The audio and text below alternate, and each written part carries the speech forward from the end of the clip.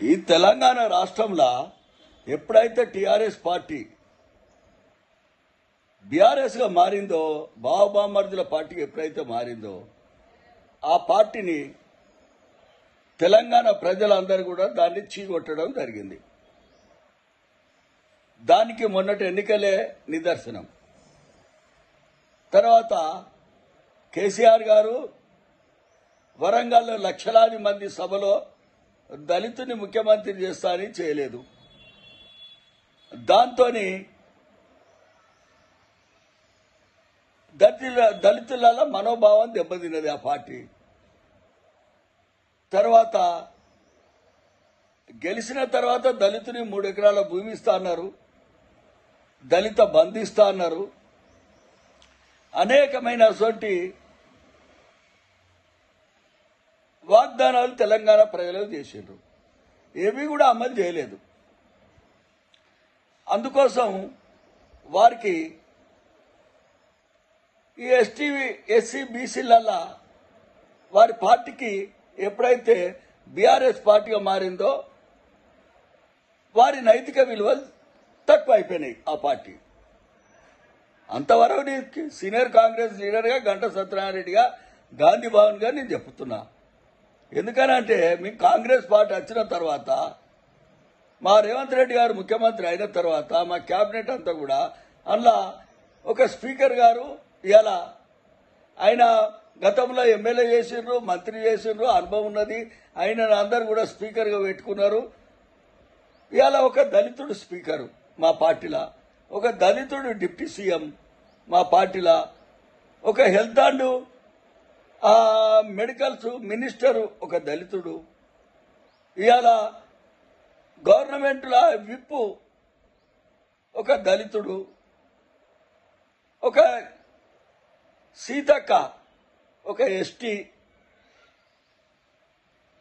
ఇట్లా కాంగ్రెస్ పార్టీ అన్నిట్లలో కూడా వీళ్ళు బాగా బలైన వర్గాలకు ప్రాధాన్యత ఇస్తాడు. రేవంత్ రెడ్డి ముఖ్యమంత్రి గారుగా క్యాబినెట్ అంతా కూడా వీళ్లకు పెద్దపీఠం వేస్తానని ఓరోలేక ఇది ఎట్లా చేస్తే బాగుంటుంది అనేది ఒక లొల్లి కార్యక్రమం పెట్టుకున్నారు వీళ్ళు.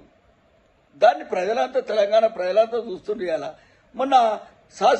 మన ఎమ్మెల్సీ ఎన్నికలు అయినాయి. అరే వీళ్ళందరూ కూడా ఒక ఎస్టీకి, ఒక ఎస్సీకి, ఒక బీసీకి వీళ్ళందరికీ ఇచ్చటాలకు వీళ్ళ బలైన వర్గాలు మొత్తం ఎస్సీ ఎస్టీ బీసీలు అంతా కూడా కాంగ్రెస్ పార్టీకి వెళ్ళిపోతుండ్రు అనేది ఒక భయం పట్టుకున్నది నాకు. బీజేపీకును బీఆర్ఎస్కు భయం పట్టుకొని దీన్ని తప్పుతో పట్టేయాలని పడుతున్నారు. తప్పుతో పట్టది.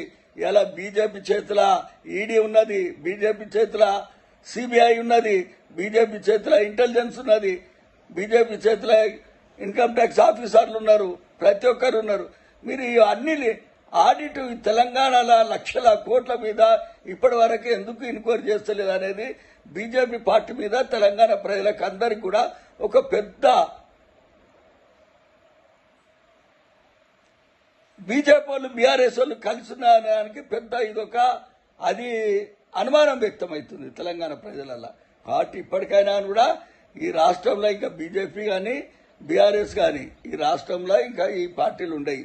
ఆ అప్పులు తీర్చలేకనే మొన్న బట్టి విక్రమార్క గారు కూడా మీటింగ్ పెడితే బీజేపీ ఎంపీలు ఎవరు రాలేదు. అంతా గమనిస్తున్నారు ప్రజలు, ఎవరు ఊకరు.